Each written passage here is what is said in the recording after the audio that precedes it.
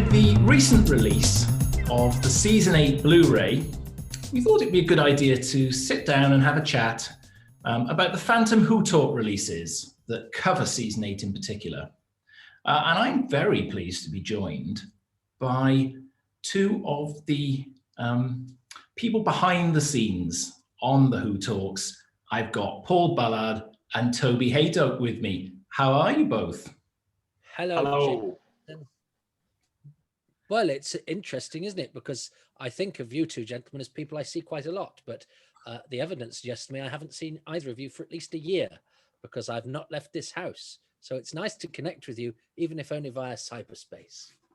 The awful thing of social media means that actually my memory came up that it's a year last October since we were recording. Oh, my goodness me. Yeah. The sooner we can get back to recording, the better, I feel. Absolutely. Yes. Who doesn't want to be in a bunker watching Doctor Who? It's essentially what I've been doing in lockdown, but at least when we're doing the commentaries, we are surrounded by lots of fascinating people, and that's the fun of it. And I think we've come up with some really interesting ways to keep ourselves occupied during it. We've certainly been busy with our Zooms and other associated bits and pieces. So it's kind of helped us along a little bit, I think. Yeah, well, I mean, I've started doing a podcast because there aren't enough of those about, and it's been quite enjoyable. And I don't think I would have done if I wasn't, if I didn't have shelves to put up and a lawn to mow. So, it's nothing like doing something else to put off the things you don't want to do, isn't there? Absolutely not. Right. Whilst I've got you both here, then seems like a really good opportunity to chat some Who Talk. Before we go into the sort of Season 8 stuff, let's just refresh everybody's memories. What exactly are Who Talks and what exactly are your involvement? Okay, I'll try and do it in a condensed and informative way. Who Talk basically came about because there were a couple when the two Nigerian stories, as they're known, Web of Fear and Enemy of the World, came back. They were released vanilla without any extras whatsoever, and a lot of people were like, we like the commentaries, why can't we get commentary tracks on these? So basically it was a call to Debbie Watling, and can you come down? And she was like, I don't know what you're talking about, dear, but I'm there. And it sort of built from that, really. And we recorded those two stories.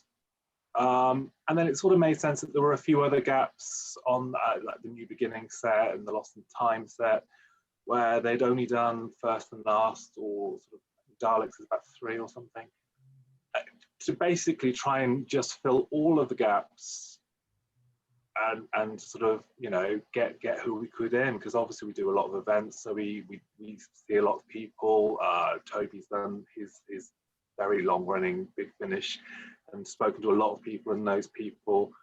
So it was good to have sort of the contacts and pull them in and say, can you come and do this? It's not a multi-million-pound enterprise, but it's really worth doing. Yeah, and I think I think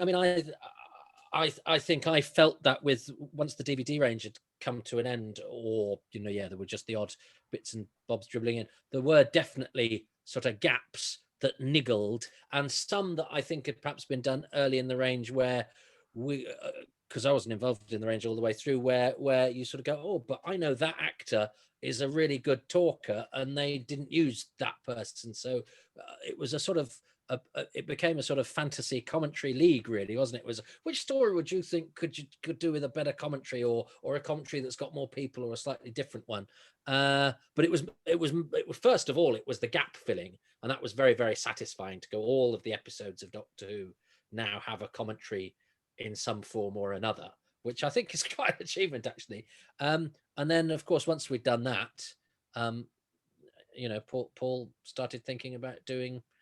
What more we could do. And I just basically wait for an email and go, yes. I mean, that's the strength of the negotiation that happens. And sometimes, to be brutally frank, sometimes I'm still wrangling the day before, and Toby's like, so tomorrow's going to be which stories? I'm like, I'm still doing it. I know it's tomorrow. I'm still doing it. But it always comes good, I think. It always comes good. It's like recording episode 4 of Terminus as the clock ticks away. You know, we're getting towards deadline. I don't know what episode I'm doing or who I'm going to be talking to, but I hope it doesn't. I know it doesn't. It doesn't show, because we also, I like to think, because you've worked with people, I think this is the difference actually, because you've worked with people at events, you might know, for example, that we could have can we talk about ones that aren't out yet or not? Yeah, I wouldn't know which are out and which aren't, to be honest. Yeah, no, I know. So you know, for example, that Alistair Cumming, Colin Fraser from Arc of Infinity, is somebody with whom you can have a whale of a time for 50 minutes without the need for anything else or anybody else. So you know, there's that advantage that we haven't just got the eye on going, and this was done on the 4th of December at W1, you know, actor whatever. We can fly off in different directions, because you've worked with a lot of these people before in a sort of panel capacity, and you know who's been good with the crowd and stuff. And I also think we're not afraid to go off into other places. I think it can be terribly limiting if you want to keep stopping the recording and say, stick to what's on screen. And there are a couple of I think, especially key to time ones, where it's Tom and Mary, where they've obviously been told off at different points, stick to what's on screen, stick to what's on screen. And it's not the fun. The fun is when they go off at a tangent, and I think you've got to go where the conversation goes. And that's why I really like Toby's moderation with that, because he does go with the conversation rather than saying, guys, this isn't what's on screen, shut up. And it's quite key to it all. Well, there's one, I'm just looking at my shelves to see if it's out yet. There's one that's basically a 20-minute conversation about cricket, isn't there? I don't think that one's out yet, but that's it's not out yet. No, it's not. It's spoilers if you can guess who that would be, though. It's good though. It is good. It is good, and it shows a side of some Doctor Who people that you otherwise wouldn't get to see, because they're always talking about Doctor Who. And of course, the great thing we know from good documentaries and good interviews is actually sometimes you get the more interesting thing if you come from left field or from a different angle.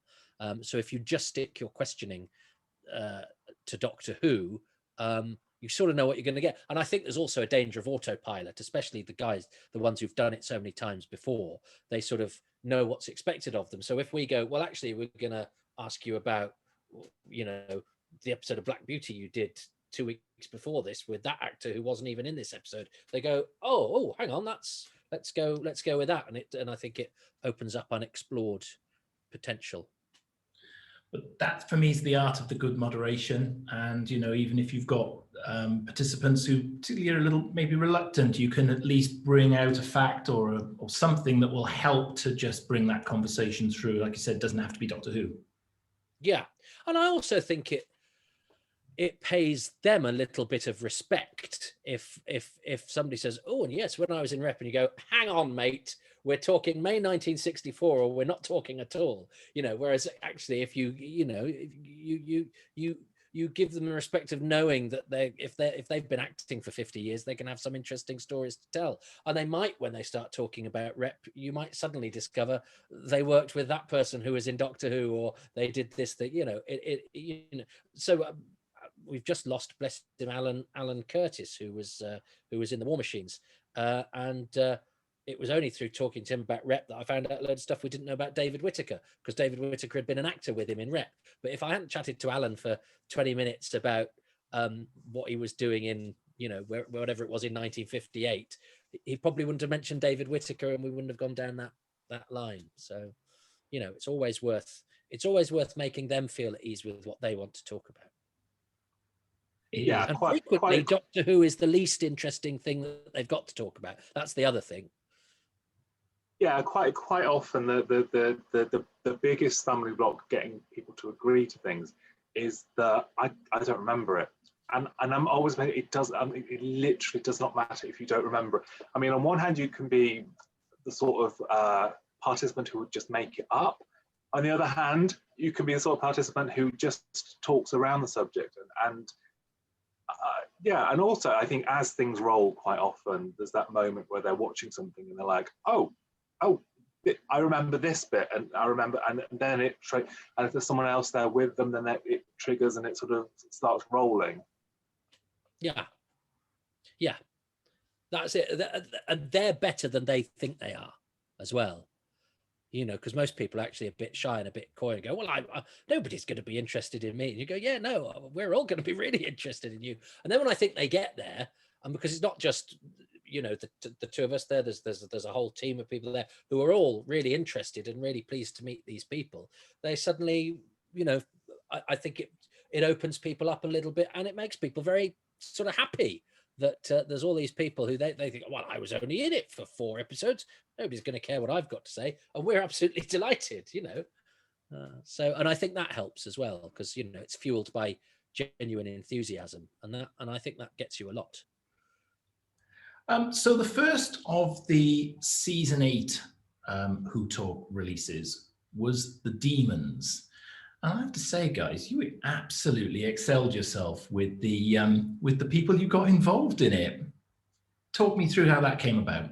The Demons basically, I think it's one of those stories. I think I might be talking out of turn. Everyone seems to like The Demons, unless they're being controversial. It's, you know, it might not be the greatest, but it's a sort of comfort story, isn't it? It's sort of, people like The Demons. And we did an event there for the 40th anniversary in Oldbourne. Is that going to be right? 40th anniversary. And we got everyone we could get for that. So we were sort of, because they've done a few events with us, we were in contact. It was quite an easy one to be able to phone up different people and say, come on. Because the original DVD, I think Toby will be able to correct me here, I think it might be Damaris. I think, yeah, it's before my time, but I think it's Damaris Heyman. Is it Damaris Heyman, Richard Franklin, Katie Manning, Terence Dix? Maybe. I've got a feeling they don't even have Barry Letts on it. They don't. No, I don't think they do. I think he's on the documentary, but they didn't think he'd want to talk about the story he sort of wrote. His favourite story that he wrote. So yeah. So so that was definitely before my time on the range, because I'd have had something to say about that. And it's moderator-less, I think. It's definitely moderator-less, yeah. It was one of the early ones they did. It's Katie Manning, Richard Franklin, and Damaris Heyman. That's it. So it was obviously one where the balance, I would say, needed redressing. And director Christopher Barry as well. So at least they had the director.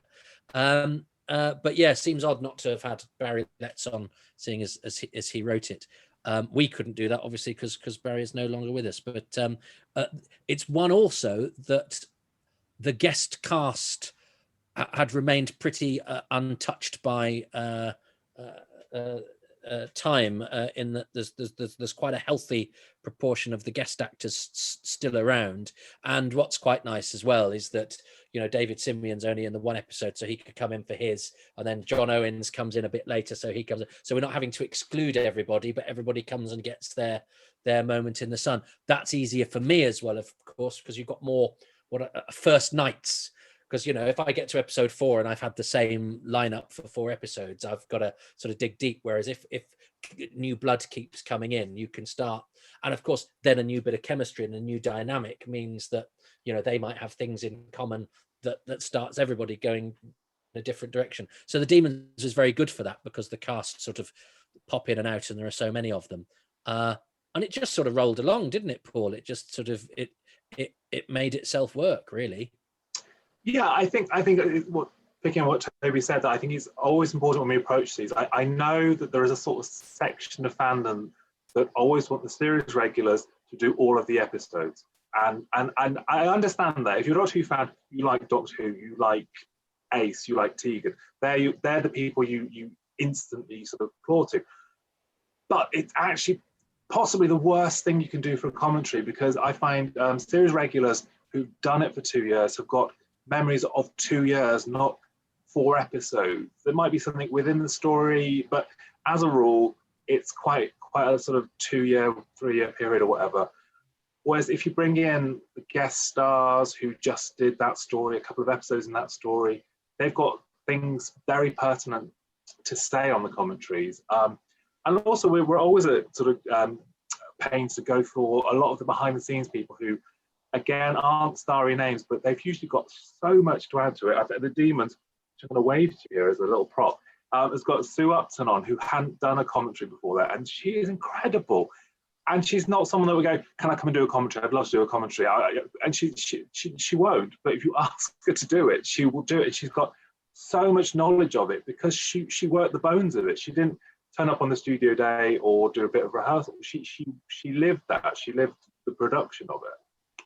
And she's still got all her books, her production costing books and everything like that. And those production personnel are if you can get them, they're gold. And as you say, I mean, when I started doing sort of Doctor Who stuff beyond, being somebody doing it all in the privacy of my own home, the first thing I did was wrote to a few guest actors that I liked, because I'd read 10 interviews with Fraser, I'd read 10 interviews with Katie, and I knew that Doctor Who magazine would cover that stuff and I could get that stuff. So when I was doing stuff under my own steam, I would write, and as Paul says, because they've got their own specific memories of that story. So that's always been more interesting to me in a way, because it means you're doing what isn't the first stop shop for most things. And of course, the reason it's the first stop shop is because everybody loves the regulars and they're the stars, and that's who you put front and center if you're doing a sort of mainstream thing. But because we've got the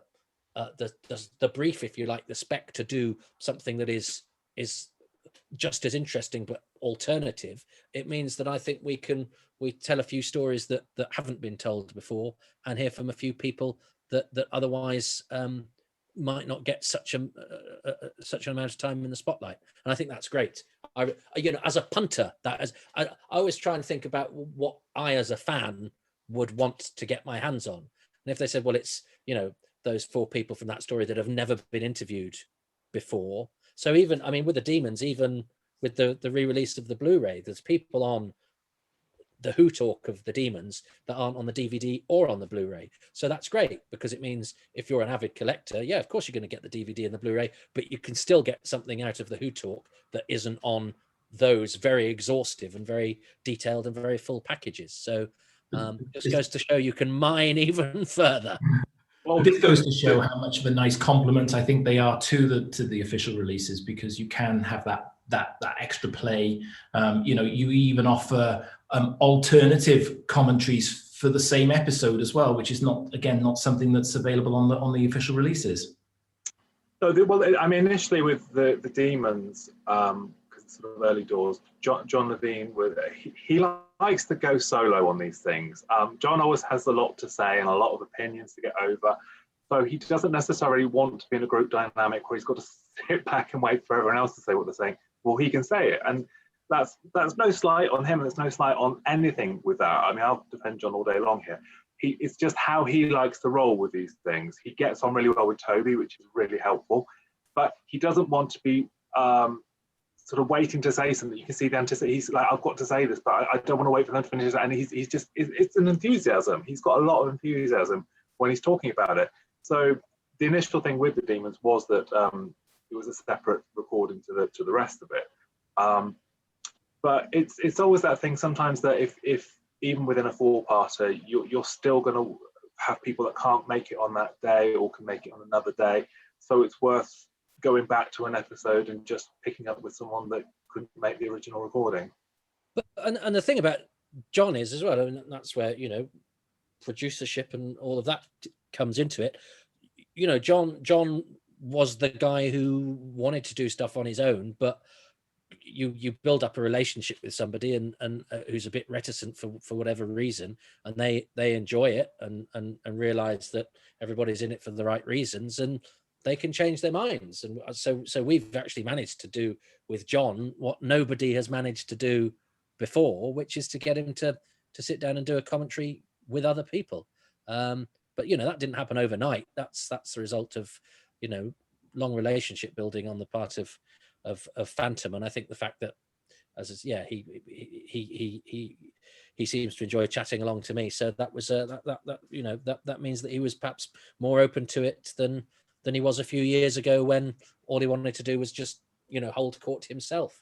And I think he's surprised himself, and I think it's allowed us to hear different things from him than if he was left just to his own devices, which is entertaining in a different sort of way.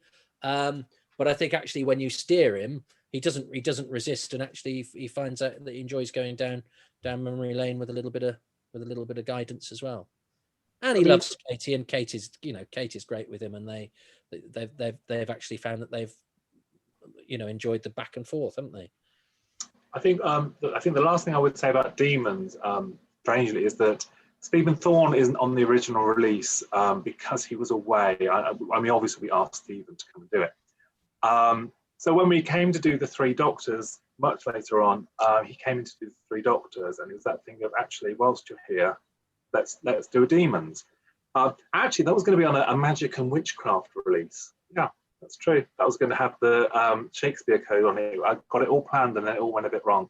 Anyway, so Stephen Thorne was lined up for that one, and he obviously did the Demons episode, and that was one that sort of sat unattached for quite some time before we did the Reunited 2 volume, and it was like, oh, we've got this, but actually, sadly, it was just after he passed away, and it was that thing of, actually, it became a bit of a tribute, because it's nice that we've done it, and it's nice because it's just a solo comment. It's just a chat between the two of you over the episode, and there's a really funny Sir John Pertwee anecdote about Ghosts of N-Space that closes it. Check that one out. It's a good one. Yeah, he was a lovely man, Stephen, and he was a good talker. He knew how to keep the conversation flowing, and he knew what was wanted. And he was one of those that you just sort of thought would be around forever. We forget sometimes when we could be in danger of taking some of these wonderful people for granted because they give us so much of their time. So again, it's great that we have, that we've laid down these tracks, when we can. And the next one up that went into production for season 8 was The Claws of Axos, and it's a Marmite story for some, but I love it. I think it's got all sorts of quirks about it. So again, you've lots to explore, because it's not only the guest, but you've also got the matter to explore as well. And The Claws of Axos is one of those stories, as I've said, that I think there's lots of interesting stories to be told about. I love The Claws of Axos. It was one of my first Pertwees on VHS. I got it on a Scotch tape. It was actually quite good quality because it was from ABC Australia, and I watched it over and over again, and I love it. And I'm a big fan of Michael Ferguson as a director. I think he's a fantastic director. So I was really pleased. And he's not on the original DVD. He does an interview, but again, he's not on the commentary. I think the commentary is Richard Franklin, Katie Manning, and Barry Letts possibly. But I remember Michael's not on the DVD commentary. And of course, the guest cast there, there's Bernard Holly is a Doctor Who legend, and has always been, he's a mate of mine actually, Bernard, and I don't know, Phantom have a long and fruitful relationship with him too. So it seemed like it seemed like it was one that was going to be fairly easy to put a good lineup together, and Paul did. How easy was that to do, Paul? I think it was fairly easy. I mean, again, I'm thinking back. This was one that wasn't recorded all in one, because Demons is one of those great days where you basically start at episode 1, go to episode 5, and it's all quite. I don't have to tell Toby, who's just left, who's coming in an hour's time, and pretend that he hasn't seen. It's not one of those situations. Whereas Claws of Axos was a bit more of a patchwork where we did different parts in different places. So part 1, I think, is Terence and Bob Baker, which was double banked with a Terence 6, which hasn't come out yet, which is still waiting completion. But Terence and Bob's a good combination on that, actually. There's a lot of very solid information to come from that, from the people who were there, obviously, the genesis of it. I'm just going to side note here that Claws of Axos was one of my first videos as well. So when I got into the repeat season in '92, it came out around my birthday, which is June. So I had it for my birthday because it was basically the team I just watched on telly. And I loved it. So you got it when it came out on video officially? Yes. Because it came out on video officially at the same time as Tomb of the Cybermen. So Bernard Holly's house must have had a bit of a party of residuals that month. Because both of his Who's came out on VHS at the same time, but I'd had it long on bootleg. Yes, what you say interesting about the ones that we have to pick up on different days. I swear, when I'm about 92, you're going to phone me and go, "We finally got someone for episode 1 of Planet of Evil." So those 3 episodes can be complete. We can complete the Rubik cube. because we have, haven't we? We've got some that are still sort of up in the air.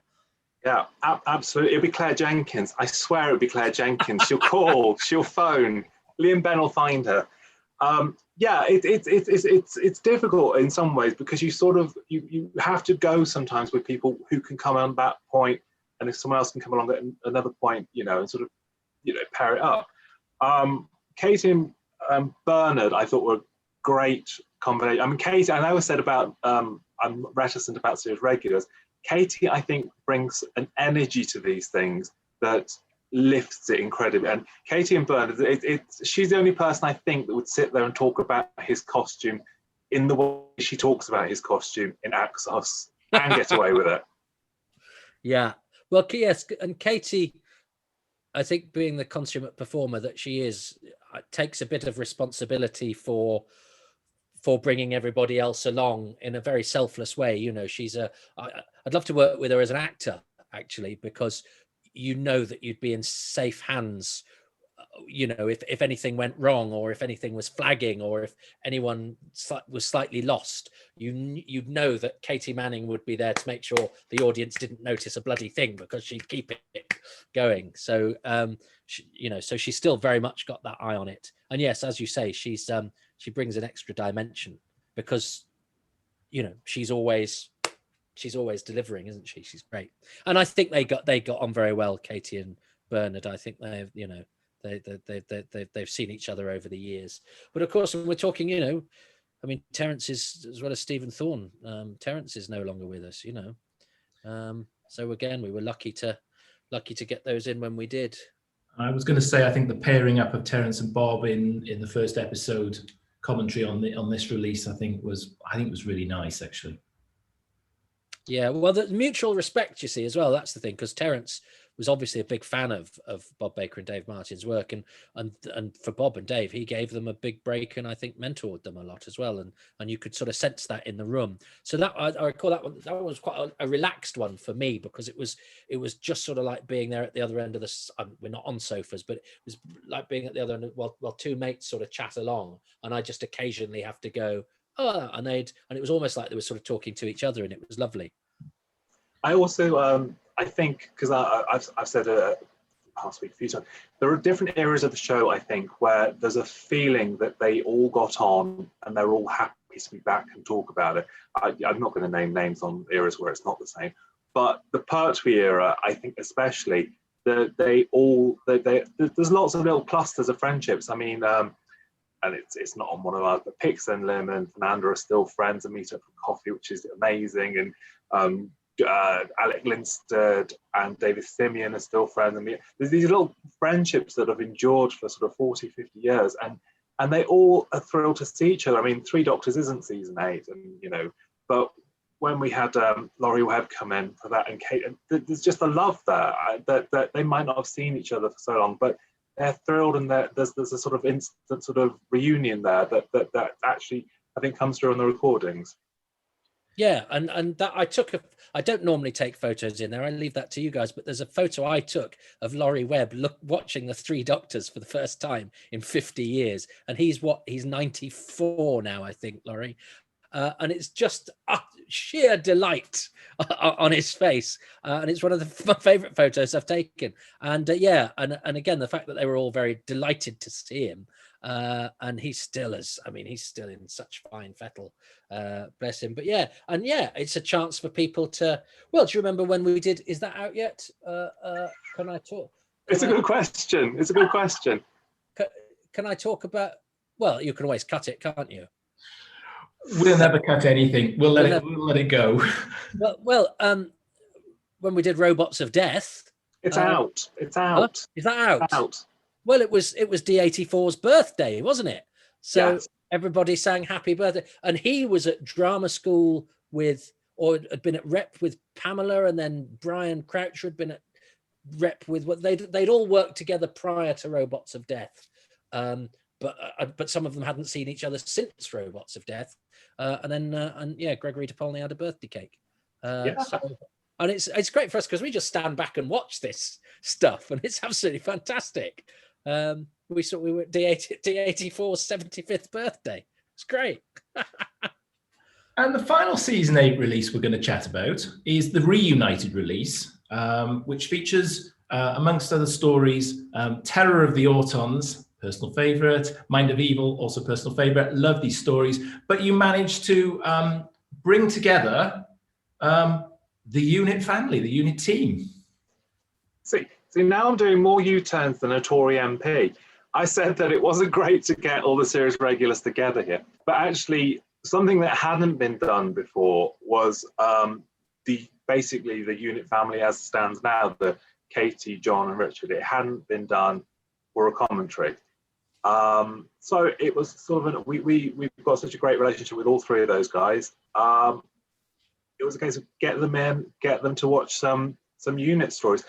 Surprisingly, and it's something people might not entirely notice, there aren't all that many episodes where you get all three of them in a role where it's sort of, you sort of assume that there's lots of stories where they're all in it together and all these sort of big unit stories.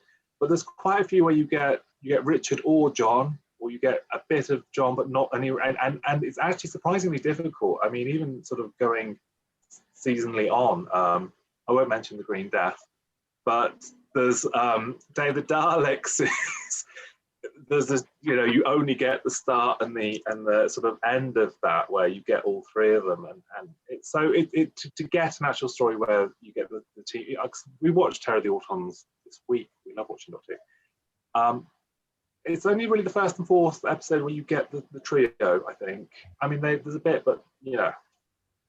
Yeah, I mean, I think John's only in one scene in episode 3 of Terror of the Autons, John Levine. But the other of course, the other thing you say, we think, we've done all this. I've done so many DVD commentaries for the main range, but I've only done a commentary with a Doctor Who with you. I've never on the main range. I'm never with the Doctor. I hadn't realized this until somebody gleefully pointed it out to me. So it's only with Phantom that I've shared a room with the Doctor. So again, but yeah, having the unit family together, you would think that was something that we were used to and all over the place. But no, it's actually only on this baby, because the Time Monster 4 is the last episode that all of the unit family are together. For very, because either Yates or Benton aren't in it, or then Roger Delgado dies. So it's the Time Monster 4 is the last time. And I like these releases where you've got a sort of bit of everything, because you can sort of chart the development as well a bit. But it was great being and a word for Margot Hayhoe as well, because always a word for Margot is the patron saint of anything Doctor Who, or again other things that aren't Doctor Who, but anything BBC and television related. If I need to know it, I ask Margot. She never says bugger off. She's always very polite. She knows who's alive, who's dead, who's on the cusp, where they live. And often puts us in touch, or knows somebody who put in touch, but also her recall of the stories that she's involved in, again, because these production personnel were so across it, and because you have to have that kind of mind to do that sort of job. Actors could sort of come in and do their thing and go off. It was, all the planning involved and all the, I wouldn't know a location of a place I've filmed something, because somebody takes me there, I film it and I go away again. But the Margot's job is to find the location, to talk to the people that own it, to secure the chance to film it and do all the safety procedures. So of course she's going to remember. And I think again, those are the sorts of people that have been. If it was just the actors, I think you'd lose something. If it was just production personnel, you'd lose something. So the best ones, and most of these, are when it's a sort of mix, so that I know if the conversation has gone pretty much as far as it'll go in one direction, you can then go, right, let's open up, let's now talk about the location, or the the safety, or the whatever. So it's they bounce along, don't they? And we do a lot in one day. It's good. A lot in one day.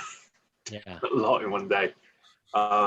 Yeah, I think it was nice to get, because obviously Terror of the Autons, it's Katie and Richard's sort of first episode. It's nice to get that on, and I know people do say, oh, you could do the whole thing. I don't think don't think you necessarily get much more out of the chat than that. Again, it's the combination of people, I think.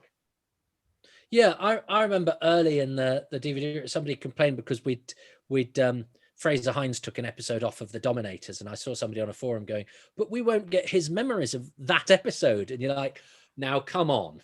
I mean, I mean, it was 4 weeks, 40 odd years ago. Are you thinking he's got week specific memories? Because he hasn't. And Fraser's pretty sharp, but I think that's a trifle optimistic to go, oh yes, of course, this is the episode where my trousers fell down, or whatever. So yeah, I think you can get. I think it's quite nice to get a flavour.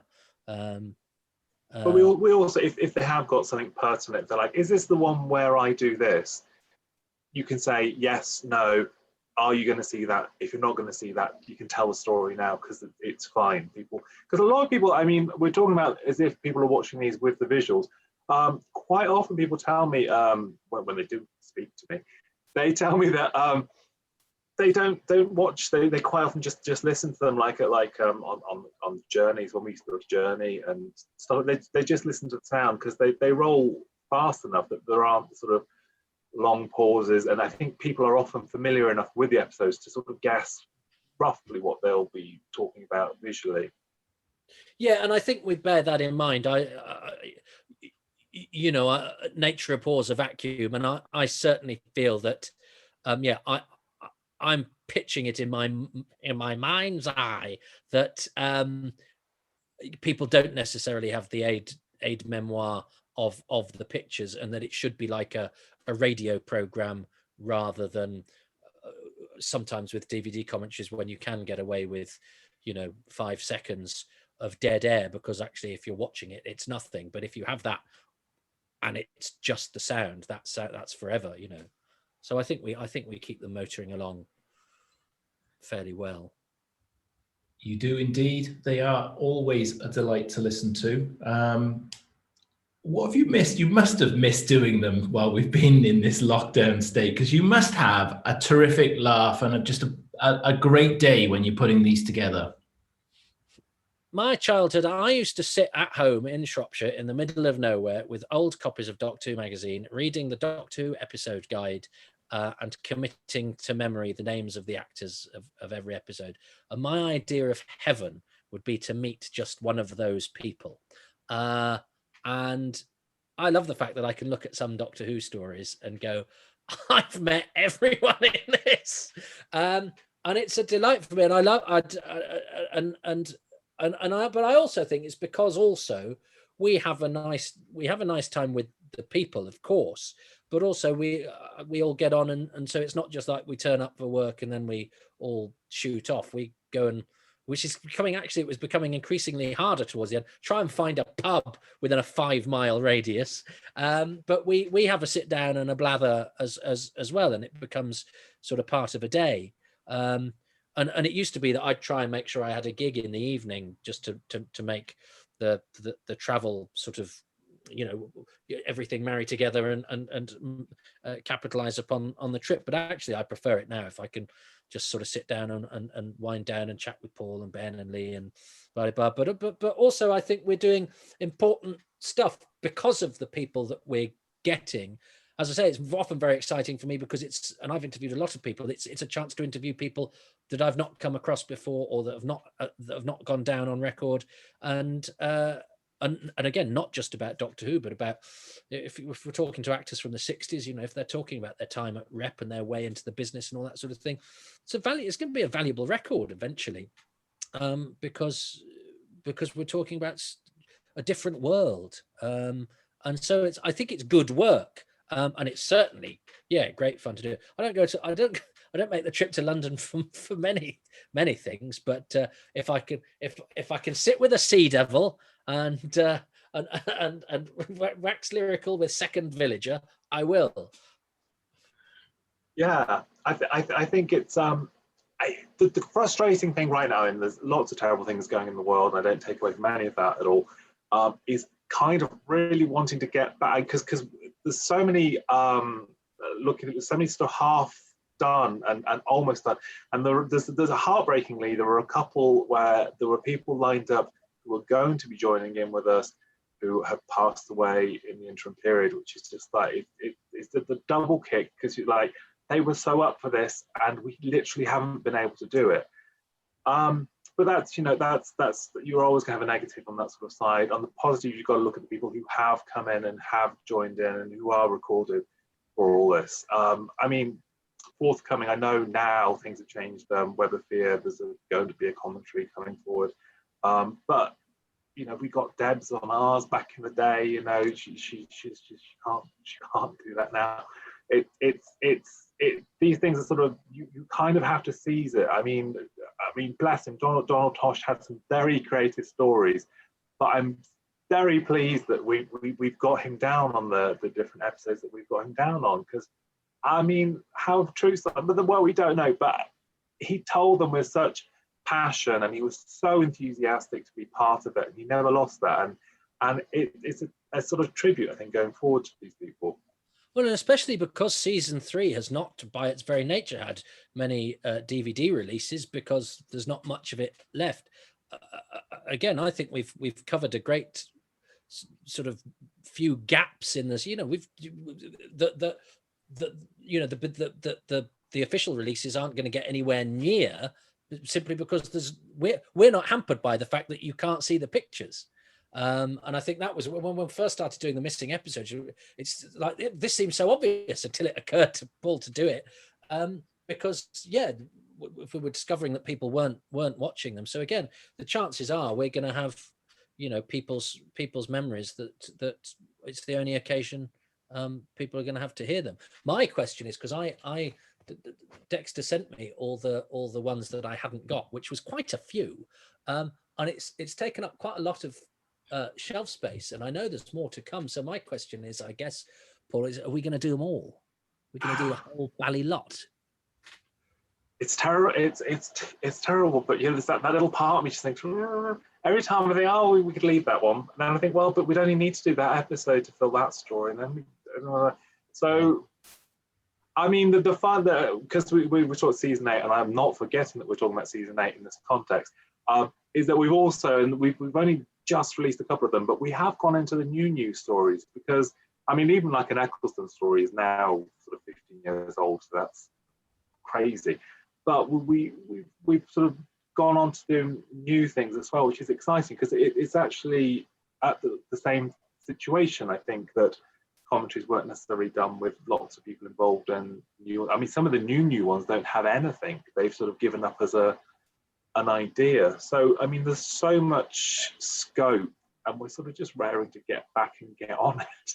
And actually, some of the fun we had as well was like having Dan Starkey on the Sontaran Experiment, or when James Goss comes in and talks about the ones that he's novelized, which may not, if you're used to the sort of normal way of doing commentaries, you might go, oh, well, what's going to be in that? And actually they've been so, because they're quite unexpected, I think maybe I do, get something else out of me, because I'm in a slightly different mode, which helps, I think, probably. And also because the new series, because I, didn't consume that as a child in the way that I did Classic Who. Again, I thought perhaps maybe, well, I'm not going to be very good at doing that. I'm not going to, the new series, I don't know it as well, just by the nature of how recent it is, and perhaps wouldn't have the same enthusiasm because I don't have the childlike enthusiasm. But the ones we did, and also partially because of the people that Paul hoiked in, have been really good fun and really interesting. So there's, never mind season 8, we'll be doing series 8 before too long. But no, it's great, isn't it? There's lots of potential. There is indeed, and you've whetted our appetite, and we have expectations now, I think. So we do look forward to any of the future releases that are coming out. It's been an absolute delight to sit down for the last half an hour or so and hear some of the stories. You guys are so enthusiastic about the Who Talk range, and actually just about the production of them all. So it's been a delight. Paul, Toby, thanks very much for your time today. Much appreciated. Thanks. I can sell all these books now, can't I? Thank you. Look, I'm waving in my QVC style. And I was just going to remind everybody that the Who Talk releases for the Demons, Reunited, and the Claws of Axos are all available on the Phantom Publishing website, which I would imagine is on your screens right now as I'm saying this. Once again, thanks, Paul. Thanks, Toby. Thank you, Jason. Great to have chatted. Thanks, Jason.